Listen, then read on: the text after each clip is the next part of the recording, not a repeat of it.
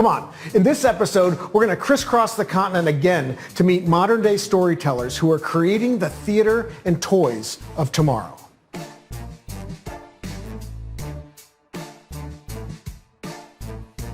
I started in Los Angeles, where I met up with Ayman Akhtar, CEO and chief character designer for this crazy new line of toys called Fungisaurs. Ayman's a creative powerhouse. He's an animator, a toy designer, a game maker, and a hell of a nice guy. And when he's not animating Max in the Midnights for Nickelodeon, he's bringing giant mushroom-inspired lizards to life in his studio. These are Fungisaurs, little dinosaur mushroom characters. I'm a sculptor, so when I wanted to make my own IP, I started with making toys.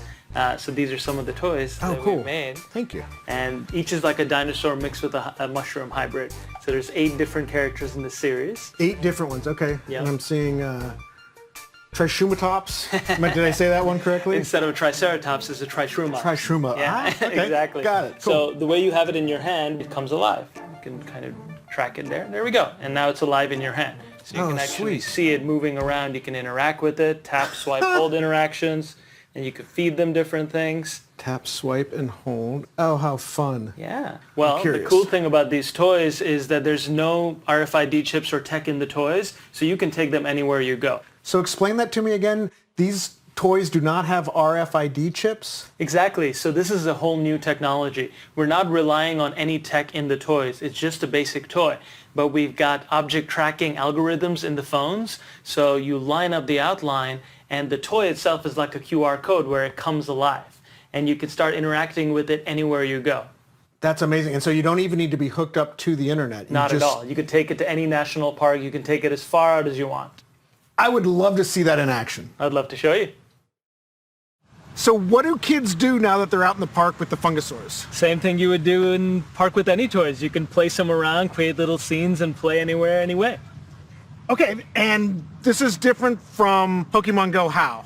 Well, Pokemon Go is location-based, so it's tracking you. You need to know, have some internet, have some data. With these, you can take the toys to a national park, or anywhere you go, you can have your virtual pet come alive. Very cool. This is a larger version than we were looking at in Ayman's studio. I'm showing it so you can see just how colorful and detailed each piece really is. Ayman's vision for Fungisaurs is infectious, and his attention to detail is just what I would have expected. Fun, artistic, and specifically designed with digital interactions in mind. Each one of Ayman's characters is meticulously designed by Ayman himself. He described it to me as making a QR code, but as a sculpture. Each Fungisaur needs to be unique from the others because your device needs to recognize it. The uniqueness comes from shape and color. Ayman's company 3D prints the creatures, and each character has a unique color scheme, all designed to enhance the digital communication between creature and your AR device, which in essence is communicating with you. It's that sophistication, that artistic digital sophistication that Ayman builds upon to make Fungisaurs more than just animated statues. They can become characters in games and interactive pets, as he illustrated when we went back to his studio.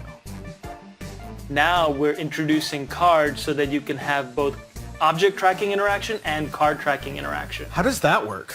So the way it works is you've got a toy, right? So let's select that one. And once you've got that, I've got cards so you can actually say, hey, I want to kind of put this hat on this character. Oh, wow. And I'm going to line that up, and suddenly he's wearing a hat. And I take it away, and now he's not wearing a hat. So it's all proximity based. And how do you also see the future of physical to digital entertainment transforming over the next 2 decades? It's a great question.